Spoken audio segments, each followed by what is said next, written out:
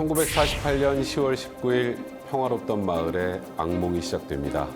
1946년 결성된 공산주의 정당인 남조선 노동당은 이승만 정부의 남한 단독정부 수립에 반대했습니다.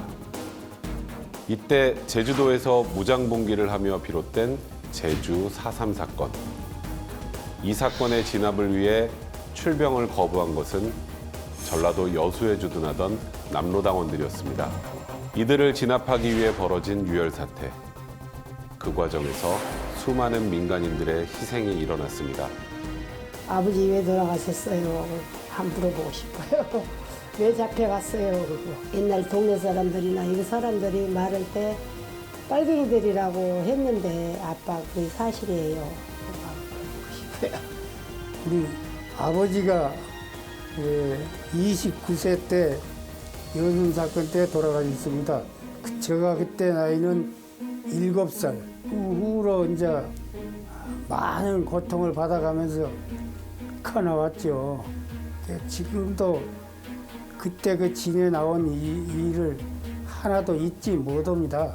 120여 분 안 나왔고 이제 그때 이 6월 초하룻 날이 제 아버님이 나가신 날이거든요. 그 날짜에 여기 여수주립회도 한 10여 명이 같은 제산 날이 6월 초하루입니다. 음력으로. 그분들 대부분이 애기섬에서 수장된 분들입니다. 1948년 10월 19일. 아직 잊혀져서는 안 될 그날의 진실에 대해 우리는 얼마나 알고 있을까요? 또 우리는 무엇을 알아야만 할까요? 여수와 순천의 그날로 시간을 되돌려 봅니다.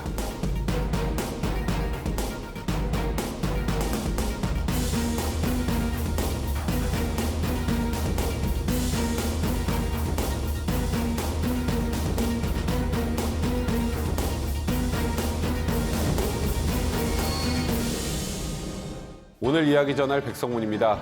영상 기록 진실 그리고 화해는 지금 우리가 꼭 알아야 할 우리의 아픈 역사를 면면히 살펴보고 용서와 화해를 통해 더 나은 다음을 만들기 위한 시간입니다. 함께 이야기 전해주실 두 분 소개하겠습니다. 최강철 광양여순 11구 연구의 연구기획팀장님, 또 최유한 시사평론가님 나오셨습니다. 안녕하세요. 예, 반갑습니다. 두 분과 함께 많은 이야기 전해드리도록 하겠습니다. 자, 오늘 사건 아마 많은 분들이 들어보셨을 일명 여순 사건입니다. 여수와 순천 지역에서 일어난 사건인데요. 일단 어떤 사건인지 좀 간략히 설명 부탁드릴게요. 여순 사건은 지금 특별법상에 정의되어 있기로는 해방 이후에 정부 수립 초기에 여수에 주둔하고 있던 14연대 일부 군인들이 국가의 제주 4.3 사건 진압 명령을 거부하고 일으킨 사건으로 인하여 1948년 10월 19일부터 지리산 입상 금지가 해제된 1955년 4월 1일까지 전라남도, 전라북도, 그리고 경상남도 일부 지역에서 다수의 민간인들이 희생된 사건을 말합니다. 이 여순 사건의 원인이 됐던 것 바로 제주 4.3 사건입니다. 제주 4.3 사건의 진압을 두고 충돌이 일어나면서 민간인 희생자들을 발생시킨 건데요. 그렇다면 저희가 이 제주 4.3 사건에 대해서도 좀 살펴봐야 될 것 같은데요. 자, 최유한 평론가님, 예. 우리 제주 4.3 사건에 대해서 좀 설명해 주시죠. 사실 여순 사건이니 제주 4.3 사건이니 이렇게 우리가 방송을 통해서 이야기한다는 이 자체가 저는 의미가 있다는 생각이 됩니다. 지난 시기에는 입에도 올리지 못했던 사건들이었거든요. 우선 지금 한반도에 굉장히 큰 비극의 사건으로 불리는 제주 4.3 사건은 진상규명 및 희생자 명예회복에 관한 특별법이 따로 있어요. 이 법에 대한 이 법에 따른 정의를 보면요. 4.3 사건이라는 건 47년 3월 1일부터 48년 4월 3일까지 발생한 소요 사태, 그리고 54년 9월 21일까지 제주도에서 발생한 무력 충돌로 인해서 정말 수많은 양민들이 학살을 당한 사건입니다. 이걸 특별법으로 따로 규정을 하게 됐고, 이 일제 폐망 이후 반란을 일으켰던 그 남조선 노동당의 인민유격대가 국군과 충돌을 하게 됐는데, 바로 그것을 진압하기 위해서 여수순천에 있었던 14연대에게 명령을 내렸는데 그것을 거부하고 반란을 일으킨 거죠. 그러니까 제주 4.3 사건과 여순 사건은 같은 맥락상에서 이해하셔야 됩니다. 일단 당시 정권의 대항에 내세운 명분은 동족상잔 명령 거부였습니다. 하지만 실제로는 이유가 좀 달랐던 건가요? 연구가 좀 된 게 있습니까? 이 부분은 그 당시 제주도가 전라남도의 일부였고 그 당시 시대 상황을 보았을 때 그 당시 국방경비대, 지금 우리가 얘기하는 국군 국방경비대가 일제시대 때부터 내려오던 그런 경찰 세력과의 사실 충돌이 심했거든요. 영암 사건으로 촉발되고 구례 지역에서 그 당시 군인들이 경찰에게 그 구타를 당하는 사건이 벌어집니다. 지휘관들의 명분은 그 동족상잔의 그 비극을 막기 위한 명분이 있었지만 실질적으로 사병들 입장에서는 굉장히 그 당시 경찰들에 대한 불만이 굉장히 컸던 걸로 실질적으로 많은 학자들은 지금 얘기를 하고 있거든요. 그런 부분들이 잘 어우러져서 아마 봉기를 하는데 명분이 되지 않았나 그렇게 얘기하는 학자들이 많이 있습니다.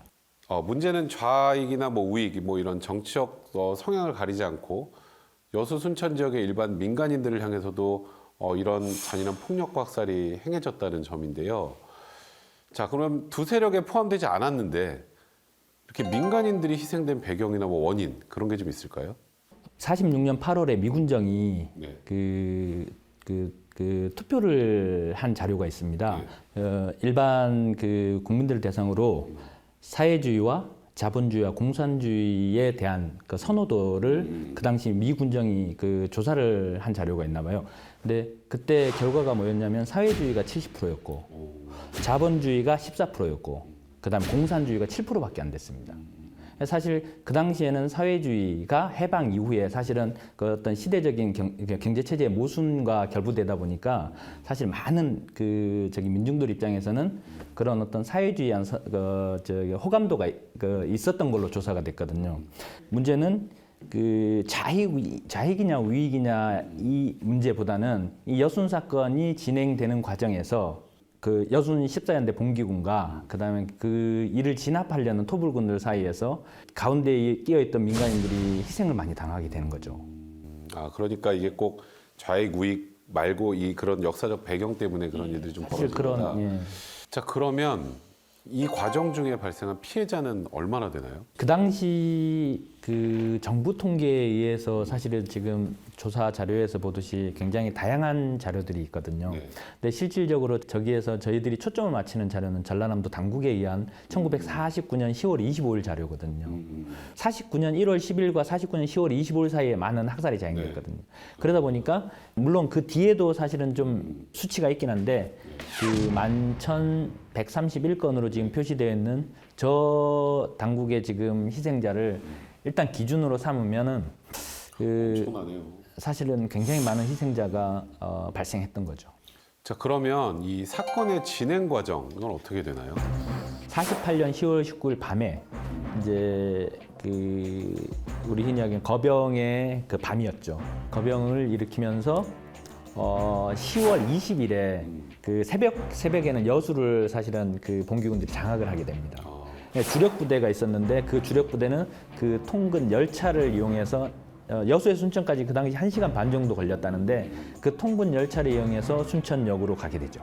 그 이후에 이제 동부 육군, 우리 흔히 얘기하는 여수, 순천, 고흥, 보성, 광양, 구례, 곡성 전체를 장악을 하게 되고 계엄령이 선포가 되고 학구라고 순천 지역에 학구가 있는데 거기에서 전투에서 패퇴를 하게 됩니다. 그러면서 이 봉기군들이 사실 갈 곳이 없어지면서 산을 넘어서 광양에 있는 백운산을 넘어서 지리산으로 들어가게 됩니다.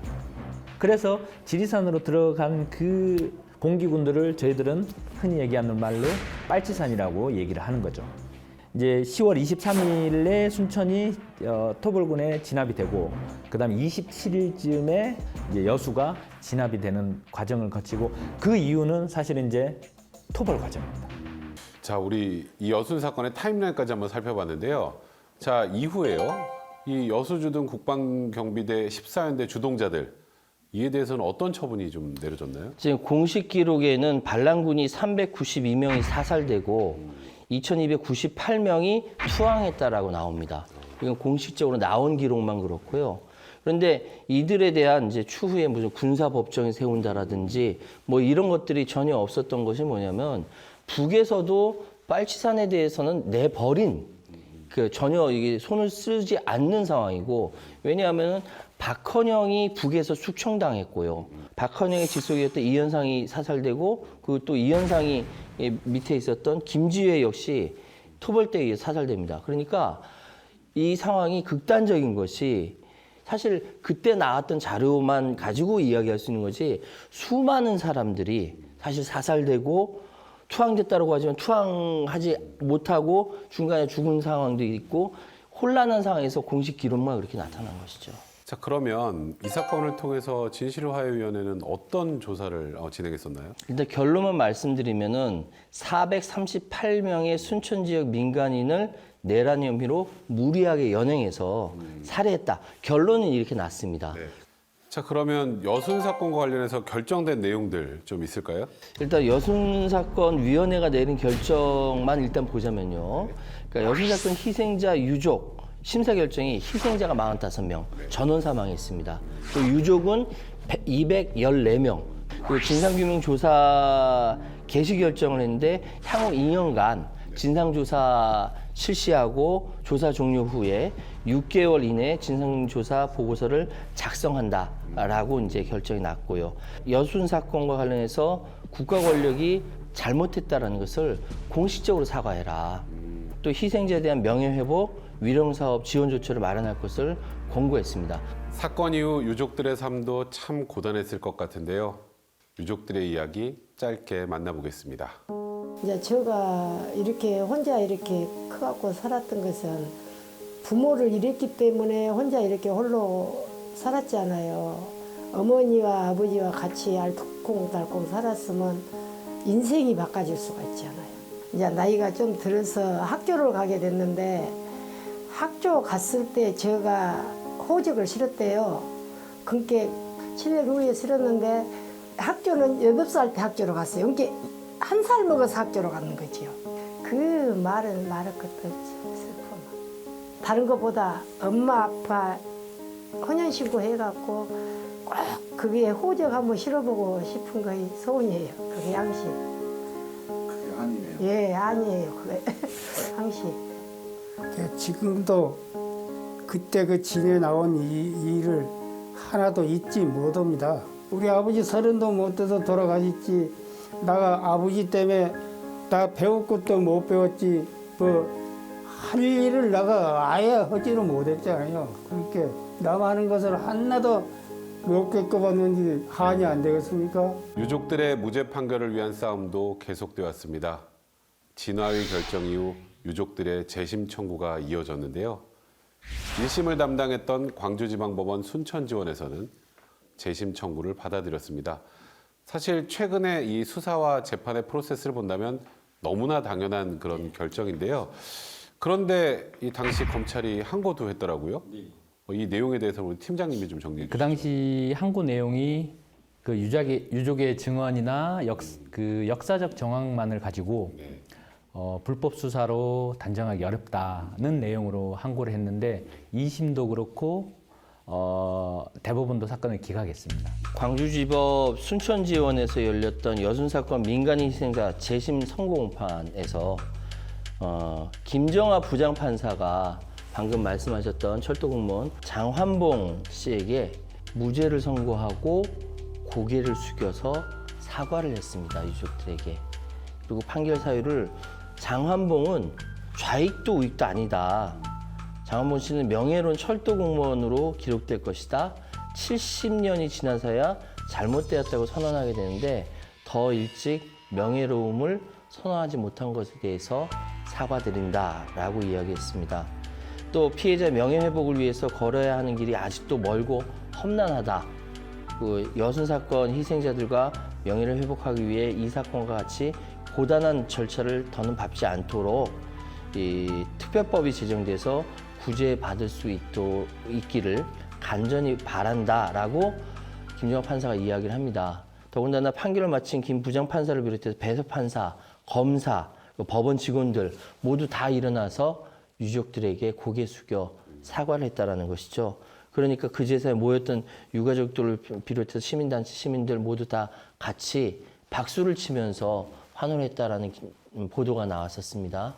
지금 나는 첫째는 이 명예회복, 죽은 사람 명예회복이 돼야 된다. 아, 그렇게 아니면 안 되지. 왜냐 그러면 지금도 어디 가면 여순 반란이라고 그러는 사람이 엄짜리 있어요, 지금도.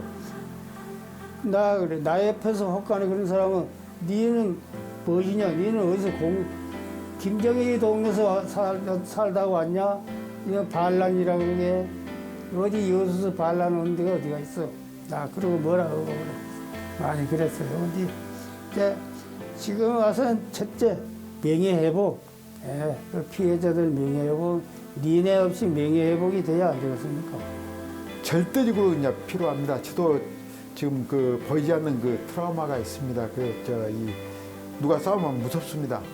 그리고 이 어떤 무서운 말하면 또 피해집니다.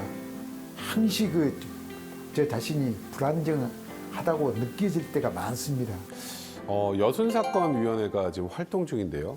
그러면 앞으로 진상규명의 방향성 어떤 방향으로 짚어가면 좋을까요?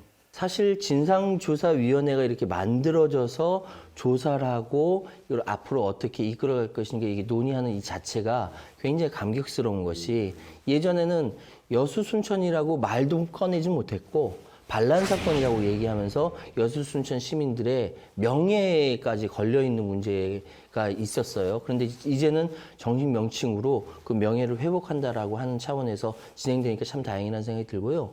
또 한 가지 명확하게 말씀드릴 수 있는 것은 지금 상황은 수십 년이 지났지만 그럼에도 불구하고 그 상황에 대해 역사에 대해서 정확하게 기록해야 된다라는 이 한국 사람들의 의지가 반영된 것이라는 역사적 의의가 있고 두 번째로 언젠가 될지 모르지만 이 사건에 대해서 북한도 인식하고 이 사건에 대해서 어차피 입장을 밝힐 수밖에 없는 그런 상황까지 간다면은 이 사건이 나중에 평화로운 한반도 통일에 대한 일종의 밑거름, 자료 이런 것이 될 수 있도록 긍정적인 방향에서 그런 방향을 잡아야 되지 않을까라는 생각을 하게 됐습니다.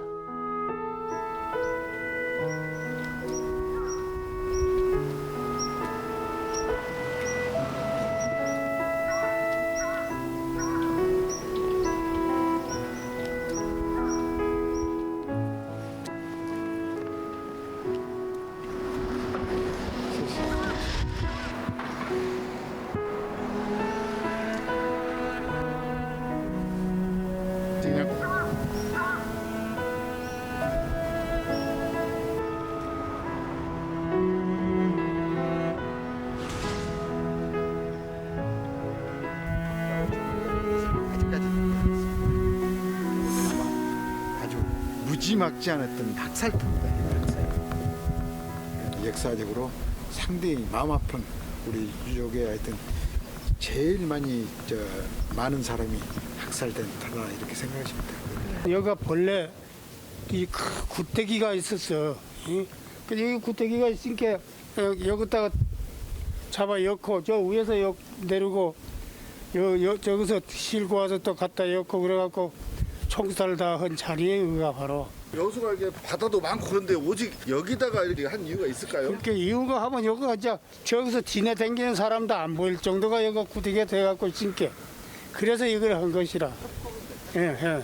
여기만 항시 참 슬픕니다. 솔직히 얼마만큼 살라고 그 위협적인 어떤 총칼에 참 무서움을 가졌는가 하는 그래서 생각하면 제 마음이 삼치삼치한 곳이 이곳입니다. 너무나 마음이 아파요. 슬퍼요. 진짜로 슬퍼요. 얘네들이 와서 돌아가셨구나 그런 걸 생각하니 그 전에는 그런 생각을 못 했거든요. 근데 이거 와서 보니까 이런 데서 그렇게 처참하게 돌아가셨구나 생각을 하니까 너무 마음이 아파요.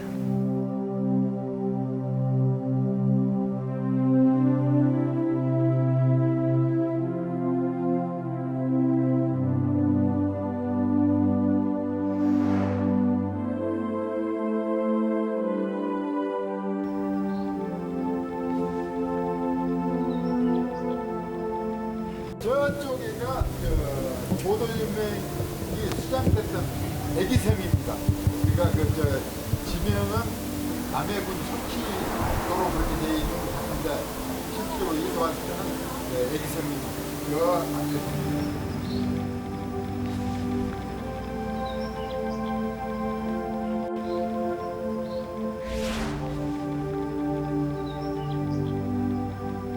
바람도 많이 불고 여기가 파도도 높고 그렇습니다.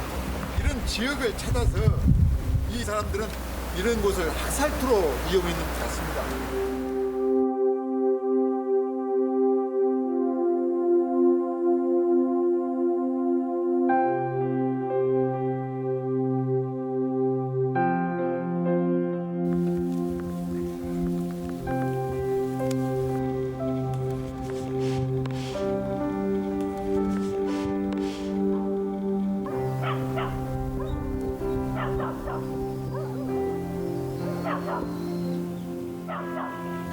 형제묘라는 것은 125명이 시선 수습을 할 수가 없을 정도로 어떤 그 기름에 부어서 불이 타다 보니까 그것을 다 놔두면서 형제처럼 살아야 형제묘라고 이름은 지어진 것으로 알고 있고요. 여기를 안 잊어버리고 무쇠 젊은 사람들이 안 잊고 우리 마냥을 이리 찾아다니고 또 술 한 잔이라도 부숴주고 이런 것이 보람이지 뭐 다른 거 없어요.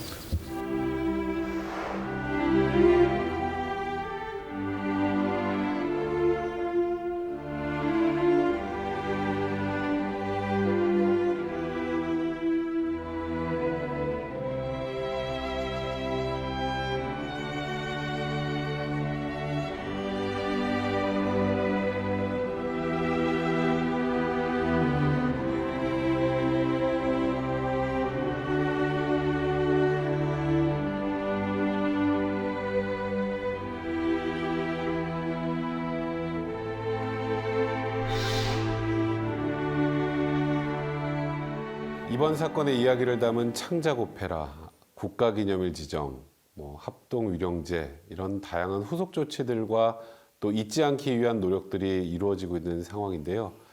자, 그렇다면 우리가 놓치고 있는 부분은 무엇이고 또 어떤 노력들이 더 필요할까요? 개인적으로는 저런 후속 조치들도 굉장히 중요하지만 어차피 74년 동안 기다렸는데 보다 더 진상규명에 집중을 하고 진상규명이 어느 정도 마무리된 다음에 후속 조치들이 진행이 돼야 된다 마땅하기 때문에 그 부분을 놓치지 않고 좀 진행이 되었으면 좋겠습니다. 그래서 사실 우리가 지금 놓치고 있는 것은 과거를 너무 모르니까 거기에 대해서 명확하게 인식하고 그분들에 대한 미안한 마음, 감사한 마음, 우리 대한민국이 지금 이렇게 살아가고 되는 데 있어서 그분들이 밑거름이 되셨구나라는 그런 마음을 가지는 것이 굉장히 중요하고 그 교육시키는 거, 교육을 통해서 가르치는 거 역시 굉장히 중요하다고 생각합니다. 자, 잊혀져서는 안 될 진실 마주해봤습니다. 자, 두 분 오늘 함께 하셨는데요. 소감 어떠신가요? 네, 저희들도 사실은 그 전에 10년 전에만 해도 이런 조사를 다니고 하면은 사실은 빨갱이 아닌가 그런 의심도 받고 눈초리도 받고 그랬다라고 하더라고요.